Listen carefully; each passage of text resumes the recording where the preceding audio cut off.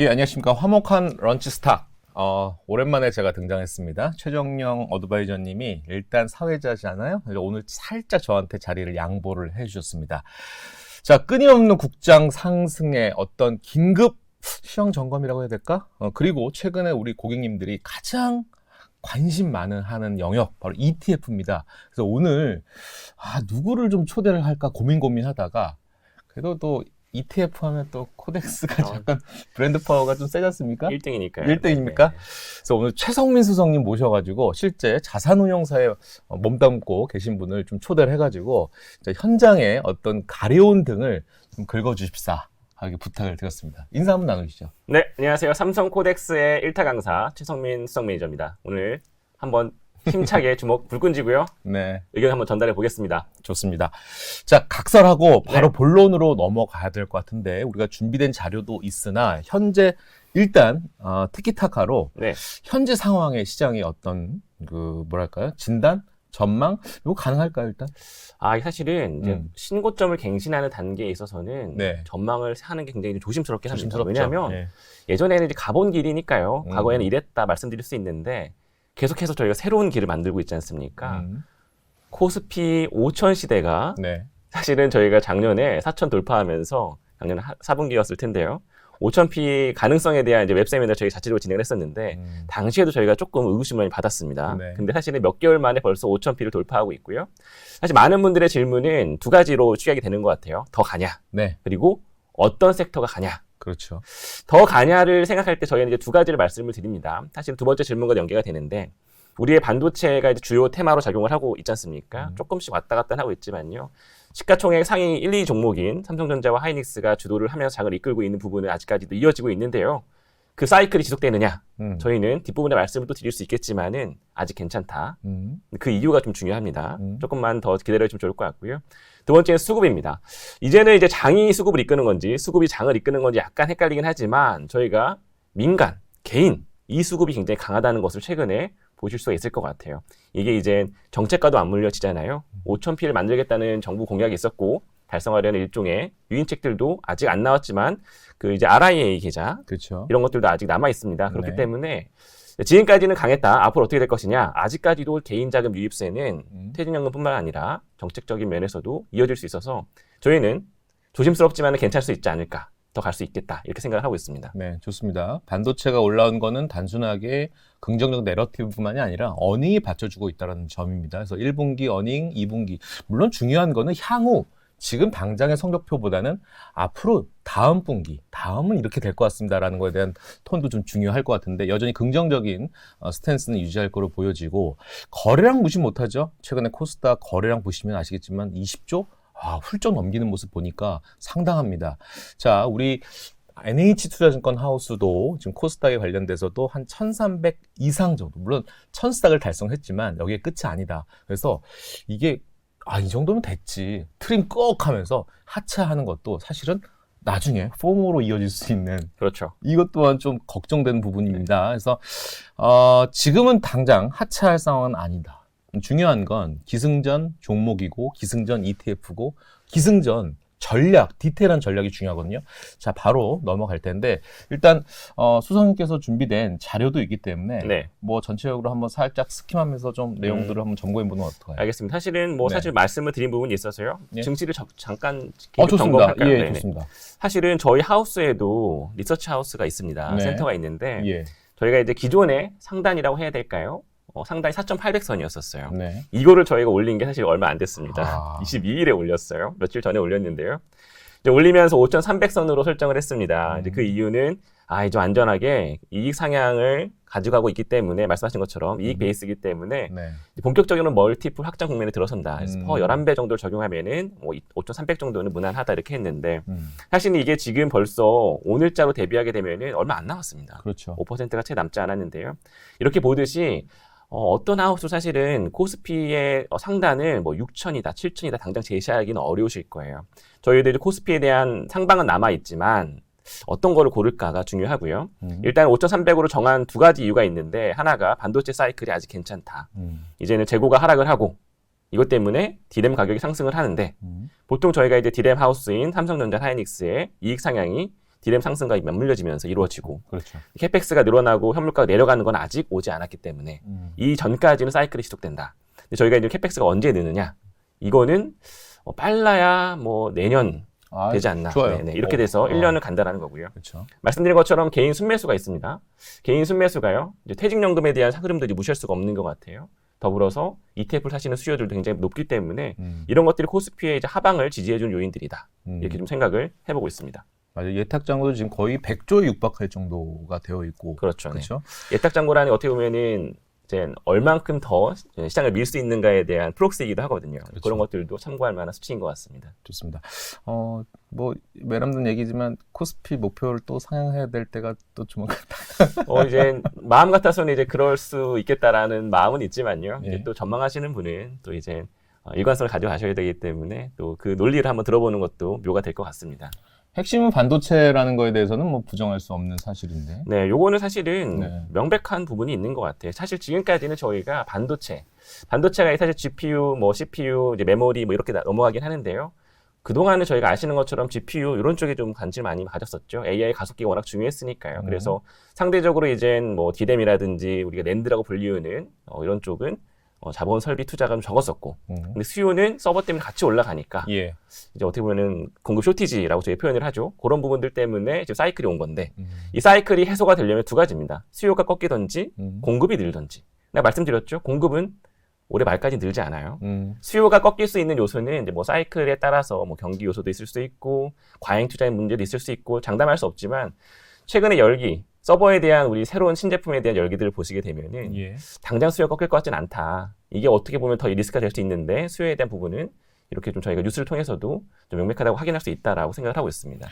이 영상이 여러분들 29일 날 아마 여러분들 오전에 영상을 경험하실 수 있는데 오늘 지금 28일 날씨가 굉장히 추운 날 오전에 지금 촬영을 하고 있는데 오늘 그러니까 여러분들 시점으로 보면 어저께 SK 하이닉스에 대한 레포트들이 각사 다 증권사에서 다 업그레이드 레포트를 냈는데 하이닉스가 거의 120만 원 이상으로 목표가를 올렸다는 점. 이거는 되게 고무적인 올해 1월 28일 오늘 하루 아닌가 싶습니다. 뭐 또 간밤에 또 미국 시장도 또 테크가 시장을 또 주도를 한 상황이기 때문에 이거 반도체에 대한 부분들은 하여튼 의심의 눈초리로 볼지는 일단 말고 좀 즐기자. 네네. 근데 이제 신규 투자가 좀 무서운 거지 갖고 계신 분들은 일단 좀 느긋하게 좀 갖고 가시는 전략을 좀 말씀드려야 될 것 같아요. 맞습니다. 사실은 이제 두 번째 축의 흐름을 잠깐 또 말씀을 드리려고 해요. 사실은 뭐 순매수가 많다 이런 부분도 말씀드렸지만 앞으로는 어떻게 해야 되지? 이게 사실 중요하지 않습니까? 맞아요. 저희는 그 중에 하나의 단초가 이제 정부가 준비하고 있는 RIA 계좌라고 생각을 하고 있어요. 저희가 이제 서학개미 분들 말씀 많이 들으시잖아요. 예. 엄청나게 자금이 미국으로 향했죠. 그런 예. 부분들을 일부 되돌리고자 RIA 계좌를 만들고서 혜택을 주는데 올해 1분기 시행 목표입니다. 한 개인당 5천만 원 정도로 저희 예상을 하고 있잖아요. 그렇죠. 네, 요 정도면은 저희가 이제 미국에 참여하고 있는 많은 개인당 거의 대부분 5천만 원씩은 하시지 않을까. 왜냐하면 그렇죠. 지금까지 대부분 미국장에 대해서 수익 낸 계좌들이 많으실 거란 말이죠. 그것들을 이제 비과세로 한번 정리할 수 있는 기회다 보니까 뭐 인당 곱하기 5천만 원 네. 규모로는 신규 자금이잖아요. 상당할 수 있다라고 저희가 생각을 하고 있습니다. 이런 것들도 더해지면은 이제 1분기에 대한 우리 수요, 이제 주식에 대한 매수 수요는 괜찮은데 너무 비싸면은 조금 머뭇할 수 있겠지만 현재 퍼는 3년 평균 수준 정도란 말이에요. 가격이 이렇게 올랐는데 왜 평균 수준이냐? 말씀하셨던 것처럼 이익이 계속해서 올라오기 그렇죠. 때문입니다. 이런 정도의 밸류에이션에 정부 정책까지 더해지게 되면은 좀 무난한 수요가 올해 1분기까지 계속 이어질 수 있지 않겠냐 이렇게 좀 생각을 해보고 있습니다. 저렇게 리아 신설 계좌들이 또 시행이 되면 우리가 또 생각할 수 있는 또 그 뭐랄까요 연결고리는 또 환율과 또 연결될 수 있는 부분들이기 때문에 지금 원화 약세가 조금 이어지고 있는 부분들이어서 글쎄요 이게 또 이것 때문에 또 우리의 이런 내부적인 이런 액티비티 때문에 트럼프 형이 삐져가지고 뭐 자동차 관세 뭐 25% 또 얘기하고 근데 그런 부분들은 이제는 뭐 변수가 아니라 상수인 것 같아요. 트럼프의 어떤 그 전략은 이제 눈에 보여. 맞습니다. 예전에 저희가 이제 매크로 이슈가 크게 발생을 하면은 네. 1, 2주 정도 영향을 미치곤 했었는데 이제 그 영향 미치는 정도가 낮아졌단 말이죠. 근데 반대로 이제 트럼프 이슈가 생기면서 트럼프 이슈는 자산 가격에 영향을 많이 미쳤는데 그렇죠. 워낙 많이 나오니까 네. 또 되돌리는 거 맞아요. 타코 있었잖아요. 타코 맞아요. 트레이드. 네. 저희가 이제 많이 교육이 된 것 같습니다. 언젠가는 뭐 이렇게 저렇게 하다 또 되돌려줄 수도 있겠지 하면서 어제도 사실은 코스피 흐름이 굉장히 좋았었단 말이죠. 네. 트럼프의 어떤 큰 영향력을 저희가 조금은 교육 효과로 인해서 소화시키고 있는 게 아닌가라고 생각을 하고 있습니다. 네, 맞아요. 여담이지만 제가 옛날 고등학교 때 체육 선생님한테 학기체로 엄청나게 뚫겨 맞았었거든요. 근데 한 10대 맞다 보면 11대, 12대 덜 무섭죠. 안 아파요. 네. 이렇게 때리시겠구나. 살짝 엉덩이 내려주면서요. 네. 좋아요. 기승전 일단은 좋아. 반도체는 인정. 자, 이제 약간의 좀 스펙트럼을 좀 넓혀가서 뭐 다른 또 전략을 또 멀티플 전략을 좀 취해야 되지 않겠습니까? 네. CES가 쏘아온 이 작은 공들이 로봇, 자동차, 휴머노이드 등등의 많은 키워드들이 지금 국내 시장, 또 코스닥이 요즘에 또 화랑이다 보니까 그렇죠. 이런 어떤 스펙트럼의 어떤 여러 가지 전략들 다변화할 때 또 코스닥 전략까지도 연결될 수 있는 부분들이기 때문에 다음 우리 최성민 수석님의 내용들 한번 또 들어봐야 될 것 같습니다. CES가 끝난 지 벌써 2, 3주가 지났습니다. 그런데 아직까지도 CES에서 나왔던 내용들이 굉장히 많이 회자가 되고 있고 시장 영향력이 커지고 있는 것 같습니다. 저희 그래서 CES 내용 간단하게 한번 요약을 한번 해보려고 합니다. 제가 직접 다녀왔거든요. 예. 다녀와서 가기 전에도 공부하고 가서도 보고 돌아와서 또 공부하고 했던 내용을 3가지 테마로 요약을 해봤습니다. 첫 번째가 AI 반도체가 역시 한번 CES 2016의 주인공이었다. 왜 주인공이냐면 이제는 칩 메이커가 AI의 모든 영역에 진출한다고 선언을 하고 있습니다. 그래서 CES의 C가 원래는 컨슈머잖아요. 네. 근데 칩 아니냐 이런 얘기가 나올 정도로 칩이 주인공인 세상이었어요. 네네.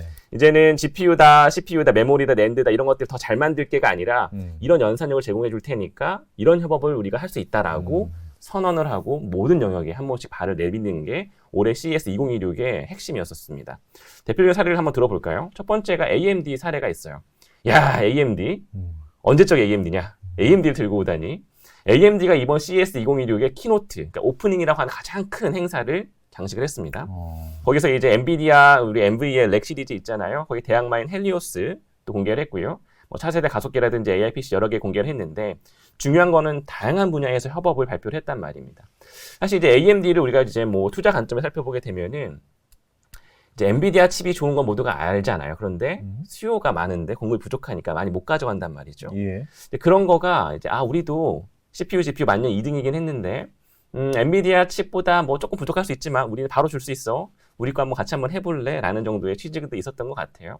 그래서 AMD가 엄청나게 많은 컴퓨팅에 관련된 발표를 하고 이런 것들 때문인지 사실은 발표 회장이 없었던 엔비디아도 갑자기 등장을 했습니다. 두 개가 제가 맞물리는 부분이 있는데요. 엔비디아도 새로운 또 렉을 공개를 했습니다. 베라루빈. 그동안에 이제 블랙엘 그레이스 블랙엘이었는데요. 베라루빈을 공개하면서 기존 컴퓨팅 파워의 5배 정도까지도 제공할 수 있어. 이런 얘기를 하면서 이번에 더 많은 거의 한 3, 40개 관련된 기업들과 협업을 또 발표를 했습니다. 연산 능력 발전은 CPU, GPU뿐만 아니라 반드시 메모리와도 연결이 되죠. 사실 이게 저희가 뒷부분에서 말씀드릴 투자 아이디어도 연결됩니다.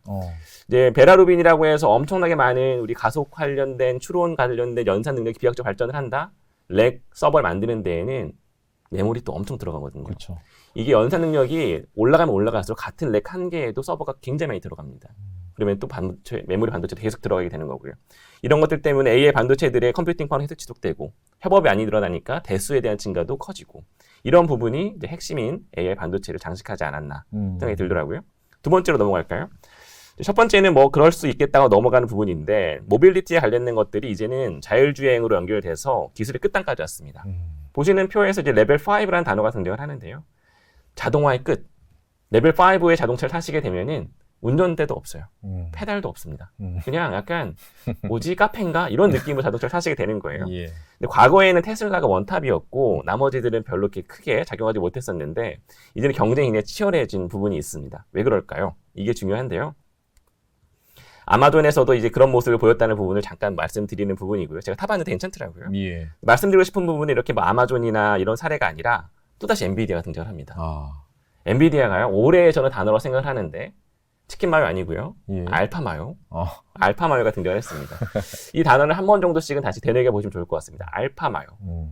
알파 마요는 스스로 추론하는 자율형 AI인데 이게 뭐냐면 실제 데이터가 일부만 있으면 나머지 빈 부분을 물리적인 시뮬레이션 데이터로 채울 수 있게 새롭게 만드는 겁니다. 실제 현실과 똑같은 물리 세계를 구현하려면 엄청난 컴퓨팅 파워가 필요하대요. 그렇죠. 이걸 이번에 엔비디아가 해결을 하고 모델을 낸 게 바로 이 알파마요라는 모델입니다. 이게 왜 중요하냐면 단순하게 알파마요 새롭게 하나 알아가세요가 아닙니다. 자율주행에 경쟁 시대가 열립니다. 그렇겠네. 지금까지 자율주행의 원탑은 테슬라죠. 원탑이라고 표현하기가 좀 부끄러울 정도였어요. 왜냐하면 테슬라 외에는 답이 없었다. 현대차도 작년까지 굉장히 고생을 했습니다. 왜냐하면 자율주행을 해야 되는데 좀 실패를 하셨죠.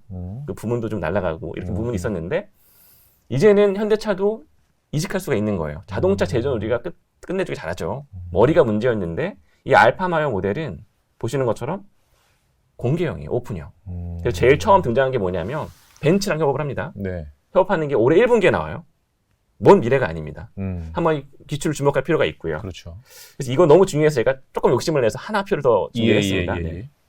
엔비디아의 알파마요 방식이 중요한 이유는 테슬라가 지금까지 해결하지 못한 하나를 해결할 수가 있어요. 테슬라는 실제 데이터를 기반으로 하기 때문에 뭐 사망 사건이 발생하는 그런 큰 사고에 대한 데이터가 적습니다. 아무래도 건수가 적을 거잖아요. 이거 저희가 롱테일 문제라고 부르는데 이걸 해결합니다. 왜? 시뮬레이션은 비슷한 환경을 만들고 계속 돌릴 수가 있거든요. 그렇죠. 그래서 조금 더 안전성을 강화할 수 있는 게 이 알파마요 방식을 도입한 체계다. 라고 설명을 드려볼게요. 예. 이 관련된 투자 아이디어가 마지막에 나옵니다. 아직 닫으시면 안 됩니다. 마지막으로 로보틱스 간단하게 훑고 넘어가겠습니다. 로보틱스는 이제 상용화에 좀 더 가까워진 것 같아요. 예전에는 뭐 완성체를 보여주는 거에 끝났다면 이제는 뭐 가사형, 레저형, 물류형, 제조형 다 각각의 세그먼트에 있어서 야, 이렇게 한번 내보고 팔 거야까지 나왔거든요. 대표적으로 저희가 많이 봤던 게 현대차의 그렇죠. 아틀라스 모델이잖아요. 이것도 휴머노이드를 우리가 만들었어가 아니라 제조 공정에 도입할 거야. 제조사에서 우리가 쓸 거야. 우리는 제조 공정이 있으니까요. 그런 모습들이 있고요. 이것도 마찬가지입니다. 머리를 어떻게 해결할 건데 구글과 엔비디아랑 협업을 했습니다. 여기 또 엔비디아가 등장을 하게 되네요. 뭐 유니티리라는 이제 중국에 대한 회사들도 이제 완성형이나 이런 것들을 레저형으로 많이 냈고요. 가격이 굉장히 쌉니다. 제가 이제 건투 로봇 가운데 보이시는 것과 실제 건투하고 왔거든요. 예. 굉장히 잘해요. 두들겨 맞을 뻔했습니다. 2천만 원밖에 안 합니다. 저가이라는 생각이 들지 않을 만큼 양산은 중국에도 기회가 있다라고 생각이 들고요. 이게 정리를 한번 해보겠습니다. 본격적으로 ETF 소개는 곧 드리긴 할 텐데 예. 반도체 회사가 칩 메이커로 끝나지 않습니다. AI 인프라 회사로 진출을 하게 되는 것 같아요. 그러면 연산력이 계속해서 확대가 될 거고 메모리 반도체의 수요도 아직까지도 끝나지 않았다. 오히려 더 커질 수 있는 환경도 기대해 볼 만하다라고 생각을 합니다. 메모리 업체들, 특히 반도체 섹터에 대한 관심이 계속 필요하다는 생각을 하게 됐고요. 요즘 가장 그 단골 질문이 야구 9회 중에 몇 회쯤입니까? 반도체 섹터. 제가 이 질문을 굉장히 유명한 애널리스트 분께 CES 가서 드렸어요. 예. AI 버블 얘기도 있고, 그렇죠. 특히 이제 반도체는 많이 온 것 같은데, 예. 뭐 개인적인 견해일 수 있습니다. 그 네. 분이 어떤 말을 하셨냐면은 원래 이런 사이클은 한 9년 가는 사이클이야. 8, 9년. 근데 우리는 한 3년째 와 있는 것 같아. 3년 말 하셨죠. 음. 이거는 뭐 그분의 말이 정말 꼭 옳다라고 말하기보다는 예. 이렇게 저희가 말씀드리는 큰 그림이 이어질 수만 있다면 아직 뭐 끝단 9회 말 투아웃이다. 이렇게 표현하기가 송구할 수도 있다. 좋습니다. 네, 이렇게 한번 생각을 해봤고요. 누군가는 또 더 긍정적인 톤으로 얘기하시는 분은 이제 야구가 9회까지냐 연장도 있다. 연장전도 네. 있잖아요. 뭐 13회까지 갈 수 있죠. 13회 갈 수도 네네. 있기 때문에 어쨌든 뭐 2회 말 3회다. 오케이 다음. 자동차다. 자동차는 그동안 테슬라가 이제 미래를 다 가져가는 느낌이었어요. 테슬라의 밸류에이션 고민해 보셨나요? 저희가 코로나 이전 S&P 500에도 못 들던 회사가 테슬라입니다. 지금은 뭐 탑10, 뭐 1등도 할 수 있는 회사로 넘어갔잖아요.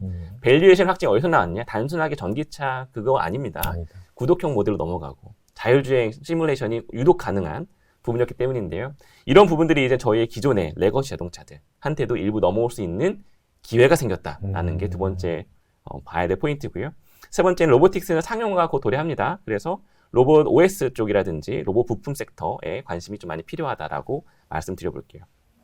그래서 다음은 이게 이걸 중요해. 말씀드리려고 이게 중요해. 네, 저희가 이제 뭘 사냐, 그래서 뭘 살 건데 중요하잖아요. 저희가 예. 이거를 하려고 당장 끌었습니다. 좋습니다. 네. 간단하게 몇 개만 가져왔는데 당장 살 거. 그래요. 당장 살 거. 반도체 사셔라. 저는 저는 가지고 있는 거 팔지 마세요를 넘어가서 조금 더 괜찮을 수 있다 생각을 했어요. 그 이유를 한번 볼까요? 저희가 사실은 반도체 ETF 하나 가져왔는데 1, 2등을 보셔요. 하이닉스, 삼성전자 비중이 45가 넘습니다. 네. 그 다음에 이제 소부장들도 당연히 있고요. 근데 이제 중요한 거는 이제 이 부분이라고 생각을 해요. 서버향, 디램의 수요는 올해도 작년 대비해서 꽤 많이 증가합니다. 뭐 18%라는 숫자를 쓰긴 했지만 예. 이게 중요하다기보다는 서버당 디램 들어가는 것도 늘어나고요. 아까 말씀드린 것처럼 협업 때문에 서버의 대수에 대한 수요도 증가합니다. 양쪽에 늘어나는 거예요. 서버에 많이 들어가는데 서버 자체도 더 늘어나고 디램 수요가 꽤 큰데요. 문제는 캐파, 공급을 늘릴 거냐? 안 늘려요. 보시면 삼성전자를 제가 좀 빨간색 박스로 쳐놨는데 저게 중요하죠. 네, 작년, 올해 거의 안 늘어났고요. 내년에도 거의 안 늘어납니다. 네. 캐파 증설을 할 자리가 없어요. 공장에 없어요. 네, 없습니다. 이제 사실은 여기 이제 삼성전자, 하이닉스 사례도 있죠. 마이크론도 있잖아요. 그렇죠. 미국에서 늘리면 어떡하지? 미국은 뭐 많이 필요하다는데 제가 이번에 CES 가서 마이크론 쪽과도 프라이빗 미팅을 했습니다. 비공개를 했었는데 낸드나 이거 좀 디램 쪽 캐파 증설에 대한 질문을 많이 드렸거든요. 당장 생각이 없다. 보수적이다. 왜? 보수적이다. 우리는 장기 계약이기 때문에 당장 가격이 올랐다고 바로바로 반응하지 않는다. 이렇게 얘기하시더라고요. 캐파가 늘지 않는데 수요가 증가한다. 올해 말까지는 확실한데요. 저는 이제 약간 저기서 저 막대 그래프를 보면서 무슨 생각이 들었냐면 저 이제 막대 높이가 점점 올라가는 거는 오케이. 수요가 증가한다는 거니까. 근데 저 높이의 어떤 그 YOY의 그 높이 상승하는 률이 있지 않습니까? 네네네. 저것도 중요하다라는 생각을 들어보고. 그렇죠. 그리고 이제 계속 디램 가격, 낸드가 계속 이제 가격이 올라가는데 수요단에서 야, 저 가격에도 수요가 받쳐주나? 아허. 요것도 사실은 조금 한번 고민해볼 요소가 아닌가 싶어요. 굉장히 중요한 말씀이시죠. 예, 사실은 예. 디램을 누가 사느냐. 일단 서버 만드는 엔비디아 같은 애들이 사는 부분이 있잖아요. 그렇죠, 그렇죠.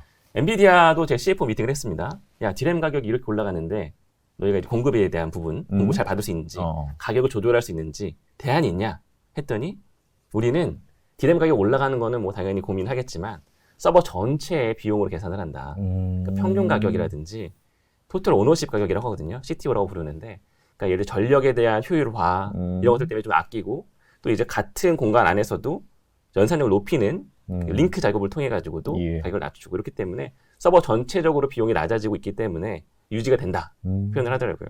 좋습니다. 뭐 수요사가 그렇다고 하는데요. 뭐 네, 믿어보는 수학에, 알겠습니다. 네.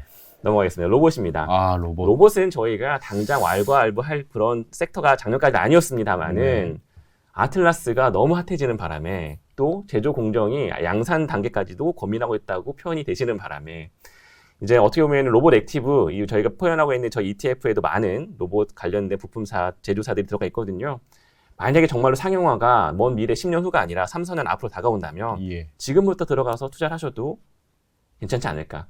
항상 저희가 들어갈 때 많이 올랐기 때문에 고민되는 부분도 있잖아요. 근데 과거의 사이즈와 지금 현재 바라본 사이즈 자체가, 산업의 사이즈 자체가 달라진 부분이 있기 때문에 한두 기업에 투자하기가 부담스러우실 수는 있으시잖아요. 그래서 밸류체인 전반에 대기업부터 강소기업까지 전반에 투자하는 ETF를 통한 투자가 로봇에 지금 많이 올라간 로봇에도 적용할 수 있다. 이렇게 좀 생각을 해보고 있었습니다. 네.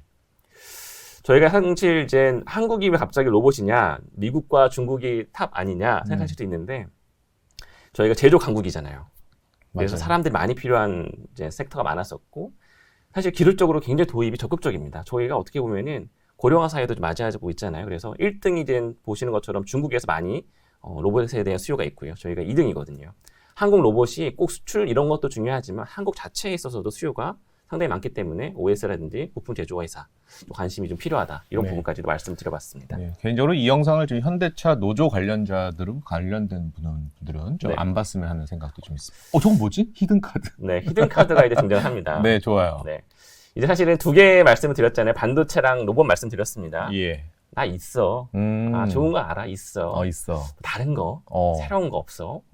사실은 히든 카드를 해서 가져오긴 했는데 까보면 조금 실망하실 수 있습니다. 그런데 이름보다는 제가 드릴 내러티브, 스토리가 좀 중요한 것 같아요. 네. 다시 한번 말씀드려볼게요. 너무 실망하지 마세요. 들어갑니다. 자동차를 가져왔습니다. 코덱스 자동차. 종목명 잠깐 볼까요? 1등 현대차, 2등 모비스, 3등 기아. 같은 기업이죠, 거의. 그룹사니까요. 현대차에 대한 비중이 높다. 그럼 자동차를 갑자기 왜 가져온 거야? 좀 식상해요. 식상하죠. 네. 사실은 제가 이런 말씀을 잠깐 앞부분에서 드렸습니다.